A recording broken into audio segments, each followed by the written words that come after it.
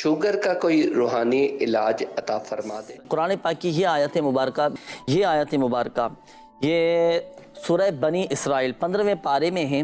15ویں پارے کی یہ آیت مبارکہ، شوگر کا جو مریض ہے نا وہ یہ پڑھا کرے صبح و شام 3 مرتبہ آپ یہ پڑھیں، انشاءاللہ عز و جل اس مرض سے شفا حاصل ہوگی۔ مگر یاد رکھیے گا جب آپ یہ وظیفہ پڑھیں تو تلفظ، قواعد و مخارج بھی درست ہونے چاہیے، اور جو تقاضے ہیں نا وہ بھی پورے کرنے۔ وہ تقاضے کیا؟ احتیاط، پرہیز، اور وہ غذائیں، وہ چیزیں کہ جو آپ کی شوگر بڑھائیں ان سے بچنے کی بھی کوشش کرنا ہے، اور صحت کی فکر بھی کرنی ہے۔ احتیاطی سارے کے سارے معاملات آپ وہ پورے بھی کریں، وظیفہ بھی پڑھیں، دعا اور دوا دونوں ہی ضروری ہیں۔ انشاءاللہ عز و جل آپ دیکھیں الحمدللہ عز و جل شفا حاصل ہوگی۔ شفا دینے والی ذات یہ اللہ تبارک و تعالیٰ کی ہے۔ بہت سے لوگوں کے ذہنوں میں ہوتا ہے کہ یار شوگر ہو گئی ہے، اب تو یہ تو ختم ہونے کا نام ہی نہیں لے گی۔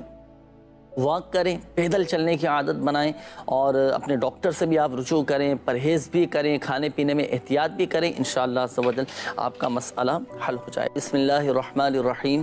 رب ادخلنی مدخل صدق واخرجنی مخرج صدق واجعل لی من لدنک سلطانا نصیرا۔